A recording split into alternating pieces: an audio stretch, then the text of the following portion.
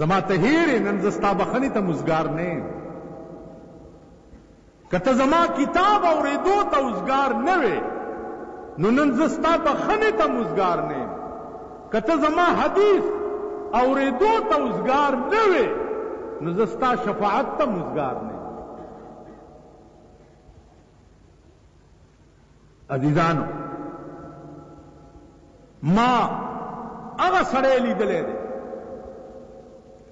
چې چا مولانا الیاس رحمت الله علیه لیدلی دا هم درته دا اورېدو خبرې نه کوم زه هغه ملا نه یم ستاسو دوا پکار ده غریب یم مزدوری کوم تجارت کوم ځان له روټۍ ګټم د واړه نواله تر لویه پورې د سپي عمره پروا نه د سپي شپږ ځله په جیلونو کې اچولی په مینتو به یې راایستم مال والله کې د روزم ستاسو کنزل به مې ورته وکړه چې نیوم هم قیوم خان یو کال د دې شب قدر په قلا کې زه قید کړی په دې 400 کې مې یو شعر ویلی اخي صاحب دې خدای وبخښي هغه به یو جلسه کړ مالگور بمیرو سگ وزیرو موش دربانی کند گر بمیرو سگ وزیرو موش دربانی کند ای ہما ارکان دولت خانہ بیرانی کند چی پیشو دا وخی بادشاہی او سپی وزیر وی او مگے څوکیدار دلګه د غوښو ډېرې پروت دی پیشو می بادشاہ کړ اوس پاکستان د غوښو ډېرې دی بادشاہي پیشو ده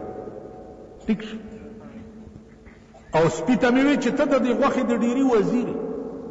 او مګې ته مې وی چې ته تاسې ګیر چاپیر ګرځا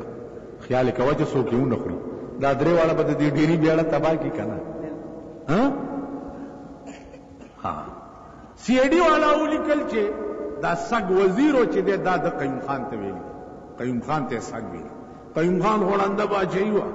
چې په ځان پوهېدم د شپې ونیوم او شب قدر قلا ته سار را پسې اډر راغی چې یو کال به ته دلته نظر بندې مال ډېره ښه ده غامې مه کوه باډر والا ته به مې تقریرونه کول چېرته ښه ښه شیزونه به هغې په خول ماله به راوړه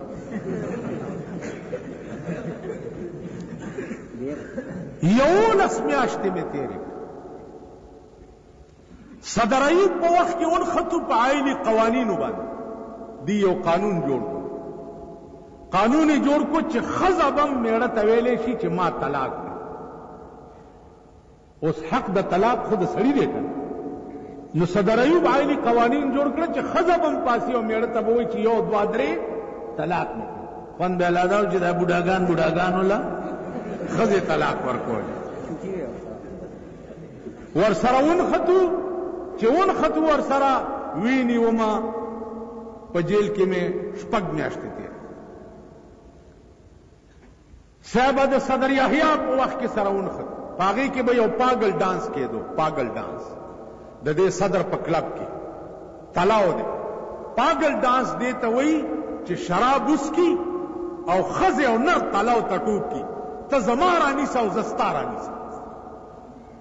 پته نه لګي پاگل ډانس به کېدو نو ما د صدر کلب یاد کړی سی ای ډي والا او صدر هاوس ته جوړ ما پسې چې کومې غیبي ملایکې ګرځي که نه هغې په صدر هاوس جوړ نو توهین صدر شو و مارشالله راوینیومه د کوواټ جیل کې واچولم چې مارشالله عدالت کې پیش کړم 4,000 روپۍ جرم د بوټو خان په وخت کې سره ونښتو چې ونښتو پیښور جیل ته پیښور ناری پور ته لاړو څنګه چل کې مال پرېدم دی نه پرېدم دی پاری پور جیل کیو اسلم خټک دلته گورنر اوسې د بیا وزیر کړی دی مړی وزیر کړی او بیړم غرق ټول ګوزن والے دی ریګ دی آیا وزیر کړی سخره په مرکز کې وزیر دی زومې دلته وزیر دی بس په دې کورنۍ کې حکومت تاویږي را تاویږي تاسو د مګیرونه یې صاحب منګه کا خاورې کنه او خاورې دی په د غزې نه خاص تاسو د منګک رونه په تاسو ځان جوړ کی دوی بیا مزه کوي تاسو ځای په خره باندې غنی را چولی او سری را چولی ملایم پلاس کی خرم په کونه کې وایي او پاګې نه چکم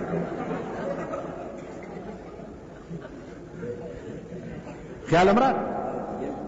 داری پور جیل کې و تقریرونه به مې کول هغه قیدیانو برا تعلقانې په اسلام خټک را پسې ټلیفون وکړ جیل نه روزه مال والله کېدل ما سره 400 نېشنل والو مال کپریدي ټول به پریدي ول نه دوی خو نه پریدم مال زم والله کړ کوزم دا به ما پسې مافي خان ډرامو دی خو دا ډرامو ډېر تکړه دي کنه نور پکې څه شته که نشته خو نه دغه تکړه دي خیال امرا نو عرض به دا عزیزان چې ټیټه خبره مې په عمر کې نه ده او تاسو به ما ته دوا کوئ چې زما سر خدای دې رزیلو ته ټیټ نه کړي دې رزیل د چا ښځې او لونه ما ته یو نواب ووی مولانا صاحب ستاسو هم ښځې او لونه شته او دا پردی یادوئ مالاو شک پکې نشته مال ما او تا کې هیڅ فرق نشته ستام دوه غوږونه دي زمام دوه غوږونه ستام یو خوله زمام یو خوله ستا دوه سترګې زما دوه سترګې ستا یو پوزه زما یو پوزه ستا دوه لاسونه زما دوه لاسونه ستا دوه خپې زما دوه خپې ټیک شو ستا یو ښځه زمام یو ښځه ستا لونه او زمام لونه ستا زامن زمام زامن فرق ما او تا کې یو دی چې ستام یو ښځه ده او زمام یو ښځه ده خو ستاسو ښځې شاملات دي او زما ښځه زما ده ستاسو ښځې شاملات پیژنئ دا کلو خلک خو شاملات پیژنئ که نه دا ځمکو کې چې د ټولو خلکو حصه ستاسو ښځې شاملات دي او زما ښځه زما زه هغه ښځه خپله ښځه ګڼم چې سپینه بورکۍ په سري او بغیر د مړي او د ژوندي نه د مور کرم نه ځي او زما په کور کې ناست دی دا زما ښځه ده او چې زه ترې خبر هم نه یم او د ښځې مې بل چاته شپئ او د لونو مې بل چاته شپئ دا شاملات نو شاملات خو چې چا قبضه وکړه وکړه کنه مامانو جاړئ ولې نو زما عزیزانو قرآن څه وایي دا چې تاسو ټول کلی دا ویلې چې قرآن د ښځو متعلق څه وایي وقرنا فی بیوتکن ولا تبرجن تبرج الجاهلیت الاولی قرنا ښځې دې په کور کې کیني بار بنوز علما لیکي چې په کور کې بم ښځه په زوره زوره نه ګرځي چې د پڼو اواز یې د دیوال نه بارم پردی سړی وانه تاسو خیال ښځې به په کور کې د ښځې یا کور دی یا ګور ښځه چې کوم کار له خدای پیدا کړي کور ده بچی دی میړه دی روټۍ ده پخلی دی اخلی دی بس ښځه دې له نه ده چې دا لنډره به په سړک وګرځي تراشه وګوره په پېښور کې نشترحال د شریفانو ډمخانه ده د شریفانو ډمخانه یو خو زمونږ ډمخانې د حجرې دي که نه ډمه چې راولي ورته تاسو دا هلکان دا شلخی تماچې پیدا کړي نو چې ډېر جوش کې راشي نو تماچه ډمې ته په غاړه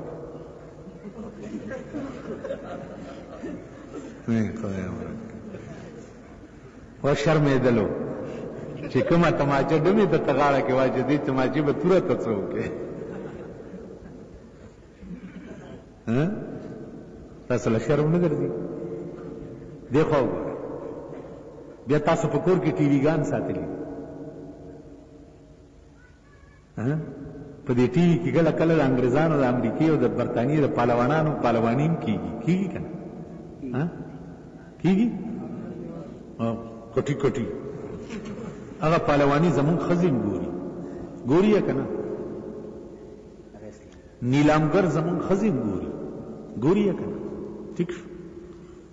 هغه کټی چې دا زمونږ ښځې وګوري هغه ته مو ګوري او مونږ ته مو ګوري نو ښځې وایي چې وایي مورې په غبرګو ړنده شه سړی خدا دی دا زه دې څه پیشو ګیله ورکړې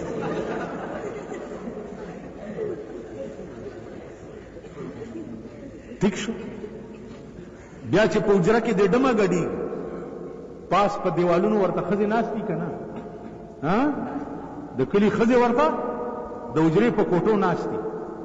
نو تا چې وګوري چې ته کله ټوپای ډمې ته په سر کې کله تماچا په سر کې بیا د ډمې بړواګانو ته چیلم څوک ډکوي پښتانه ورته ډکوي که نه نو بړواله چې چیلم ډکوي دا د بړوا بچی دی که نه دی یا سیګرټ ډبې راوباسي نو بړوا ته یې داسې ونیسي ټیک شو پاسه ښځې ګوري چې وایي خدایه زم ښځه یم ډب زما دی ډب د ځمکې او دا د دې څومره عزت دی چې دا سړي ته ګیر چاپېر کېږي کاشکې چې زم داسې مونږ د خپله لاسه خپلو ښځو ته دا موقع په لاس ورکوو که نه چې خدایه ما ډمه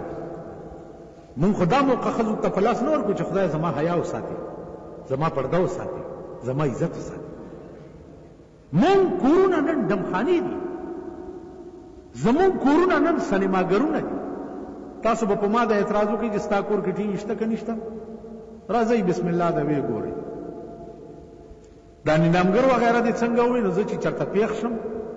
پیښ شم که نه مېلمه یم نو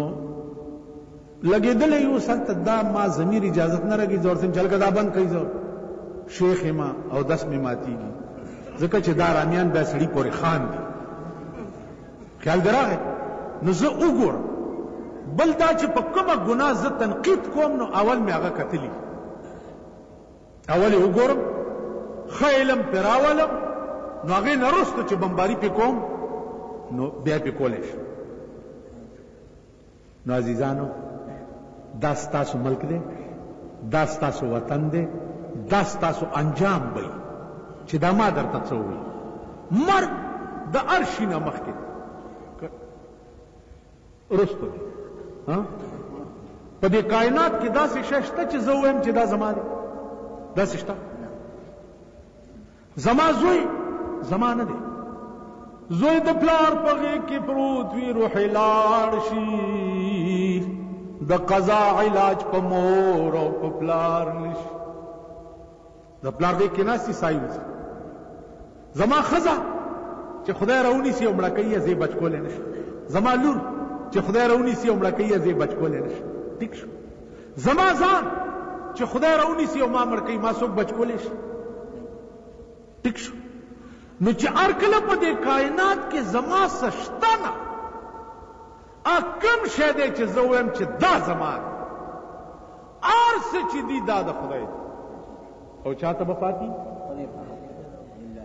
دا موجودات دام قرآن ویلی کل من علیها فان سچ ګورئ دا به ټول فنا شي پاتې به څه شي ويبقى وجه ربك ذو الجلال والإكرام صرف ستا د پروردگار ذات به باقی پاتې شي بار څه به فنا ختم نو مونږ هیڅ شی علماء متکلمینو کې یو ډله ده چې هغه د هیڅ شي په وجود قایل نه دي لا موجود هلکه ته وایي لا موجود ولې هلکه وای کم شی به چې سبا نشت کېږي د هغې نن تصور د عدم جایز دی سبا به یو شی نه اوس تاسو ته دا پته چې سبا مونږ په دې ځمکه یو که نه به یو خو که شپه کې مړه شو سهار دا وخت به ښخ کړي نه ختم نو ناز به په څه شي کې د ناز شی څه نشته ځواني د ناز شی نه دی منټ کې به ختم دولت د ناز شی نه دی الله به دې د دوحای ملنګ اقتدار د ناز شی نه دی نن وزیر سبا بدر نه کوڅه ډب جوړي ټیک شو نو د ناس شی هیڅ نشته که د ناس ذات دی صرف د خدای ذات که د قوت او د طاقت مالک دی صرف د خدای ذات بل هیڅ نشته نو دی وجنا عزیزانو دین ته متوجه شي دین سره رابطه او تعلق پیدا کړئ لږ روزګار ټیم چې درته ملاویږي نو د تبلیغي مرکز ته کله کله ځئ ډېر خلک داسې شته چې د تبلیغیانو وایي دا دوی ته د امریکې نه پیسې راځي یو پیرو د دې تبلیغ والا سخت خلاف ما ته چاوي چې یاره دا پیر صاحب ډېر خلاف ته مال جګړه په تبلیغ کې د دین نه ده، جګړه د خېټې ده، د دین نه ده. تبلیغ والا دین او دعا بے پیسې بیانوي او مونږ یې په پیسو بیانو. نو جګړه ماما د خېټې ده، جګړه د دین نه ده. مولانا الیاس رحمت الله علیه او مولانا ذکریا رحمت الله علیه چې چا لیدلی هغه سړی ما لیدلی و، 103 کاله عمر کې په سن 84 کې وفات شو. 103 کاله د هغې عمر. راشي چې د هغې تاریخ درته وښیم عقل به مو. نو زما عزیزانو، زما تبلیغ سره په یو شي مینه ده، په یو شي هغه دا چې دې ډله کې څوک ننوځي د هغه شکل، خبرې، لباس، شان شوکت د یو مسلمان شي. داسې ده که نه ده؟ د یو مسلمان شي. زمونږ شان شوکت خو د یا د انګریزانو دی یا د امریکنیانو دی یا د یهودو په شان دی. دې ډله کې چې ننوځي پټکی به په سر کې، ګیره به پرېږدي، مسواک به په جیب کې وغیرہ وغیرہ. نو شان شوکت یې پکې د یو مسلمان شي. زما زوی دی کشر، هغه د شپې ماسخوتن کور کې کتاب راوایي، مور ورنداریانې دا ټولې کښېني، هغې ته وایي درود شریف ووایي. درود شریف پې ووایي نو بیا یې پښتو کې هغه نصاب پیدا کړی دی چې مونږ اپریدي یو که نه، زه اصل نه اپریدی، زمونږ ښځې م اپریدی. زمونږ ټول نظام زندگی د کور چې دی هغه د اپریدو دی. ټول نظام زندگی، خوراک، سکاک، لباس، شان شوکت، هر څه د اپریدو په شان. د دې لونډو غوندې نه یو. ښار کې مې غرض وي مال والله کم پرېږدم هم نه. زما خلاف جلوس ښځو ویستي، بجلیګر بلا برباد. مال زه بربادېږم نه، تاسو مې که بربادي کړي نه یې پرېږدم هم نه. په لاهور کې مې تقریر کړی، مال والله کم تر هغې پرېږدم چې څو مې سپینې بورکې نه در په سر کړي او په کور کې مې نه یې کېنولې. زه د لاهور نه چې رالم سهار ښځو جلوس په ټول لاهور کې وګرځم. یہ بلا کون لائے تھے صبح سرحد سے؟ مولانا بیجیگر تباہ، مولانا بیجیگر برباد. مال پاکستان کی عورتیں تباہ، پاکستان کی لڑکیاں تباہ، لڑکے تباہ، پاکستان کا حکومت تباہ. ما ورته سدا ډرامه تاسو غر کی صبح انشاءاللہ دغسی. اور توحید تو یہ ہے کہ خدا حشر میں کہہ دے یہ بندہ دو عالم سے خفا میرے لیے ہے. کیا ڈر ہے اگر ساری خدائی ہو مخالف، کافی ہے اگر ایک خدا میرے لیے. کټوله خدای میں برخلافی ما ته هیڅ پروا نشته، خو چې یو خدای مې ملګری. زه د یو خدای تابعدار یم، د یو خدای تابعدار یم، په یو خدای عاشق یم. بس اخري خبره اورئ. امام فخر الدین رازی ډېر لوی مفسر تیر شوی دی، تقریر کولو، جنت به یو دا به یو دا به. یو سړی من نه راپاسه ویل مولانا صاحب خبره واوره، خپل کور مې دومره اعلی دی چې په 100 جنتونو یې نه ورکو، خپله ښځه مې دومره ښایسته ده چې په 2 لکه حورو یې نه ورکو. نه جنت مې په کار دی او نه مې حورې په کار، نه مې غلمانان په کار. وی نو څه غواړې؟ وی په خدای مین یم، که خدای راته ځان ښیي خو مسلمانېږم که نی والله کې مسلمان شم. جنتونه زه ځم.